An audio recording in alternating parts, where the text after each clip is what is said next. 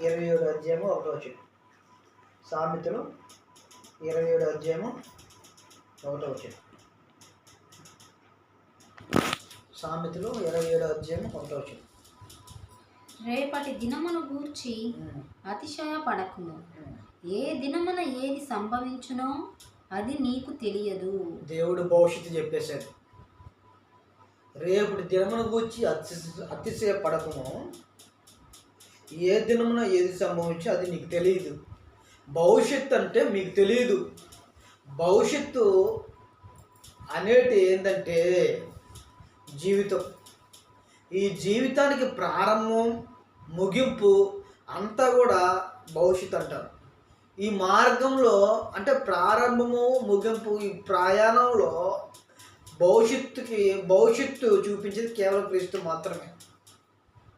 ఆయన కష్టపడ్డాడు. ఎందుకు అని అంటే ఆయన తన పిల్లల కోసం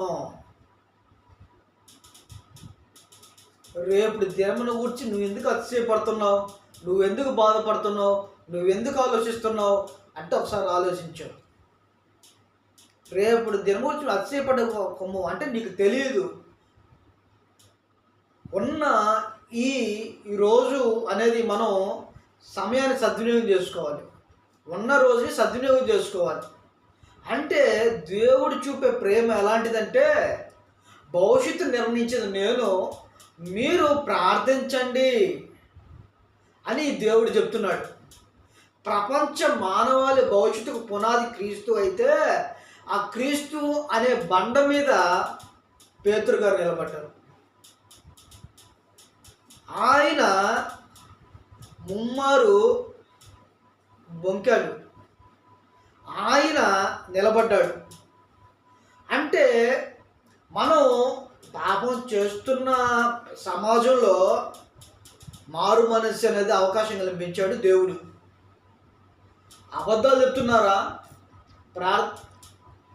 అవి మార్చుకోవాలి. పాపం చేస్తున్నారా? భూమి మీద మార్చుకోవాలి. క్రీస్తు చూపిన మార్గంలో ఆయన చెప్పిన వారసత్వం అంటే ఏంటి, క్రీస్తు ఆధ్యాత్మిక జీవితంలో ఎలా నిలబడాలి, ఇవన్నీ కూడా బైబిల్లో దేవుడు రాయించేశాడు.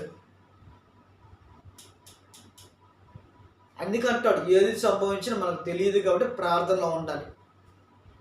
భవిష్యత్తు నిర్ణయించే దేవుడు. క్రీస్తును ఆరాధిస్తున్న పిల్లలారా జాగ్రత్త.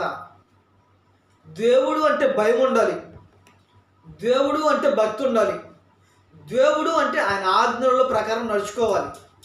దేవుడు అంటే క్రీస్తును ఆధ్యాత్మిక జీవితంలో నడిపించే పిల్లలుగా ఉండాలి. ఎంతమంది ఈరోజు క్రీస్తుని ఆరాధిస్తున్నారో గమనించండి. ఈ రోజుల్లో క్రీస్తు ఎంతవరకు ఆయన చెప్పిన ఆజ్ఞల ప్రకారం నడుచుకుంటున్నారో ఆలోచించండి. అందుకే మనం అందరం కూడా కేవలం ఆయనను ఆరాధించాలంటే మనం క్రీస్తును నమ్మాలి. నమ్మకం అంటే సరిపోదు, ఆయన ఆజ్ఞలను మనం పాటించాలి. మంచి చెడు నిర్ణయించిన దేవుడు ఏం చెప్తున్నాడంటే జాగ్రత్తగా ఉండండి. భూమి మీద పాపం విస్తరిస్తుంది, భూమి మీద జాగ్రత్తగా ఉండాలి. ఎందుకంటే పాపం లోకం నిండి ఉంది. వాటన్నిటి నుండి మనం బయటపడాలంటే ప్రపంచం ప్రతి ఒక్కరికి ప్రార్థన అనే ఆయుధం చేతిలో ఉండాలి. భక్తి మనకి ప్రపంచానికి ఏంటంటే పాపం నుంచి విడిపించబడే ఆయుధం కేవలం భక్తి మాత్రమే. అలాంటి భక్తిలో మనం జీవించాలని, అలాంటి భక్తి ఏంటంటే నేర్చుకొని ప్రకటించాలని తెలియజేస్తున్నాను. ప్రార్థన చేసుకుంటాం.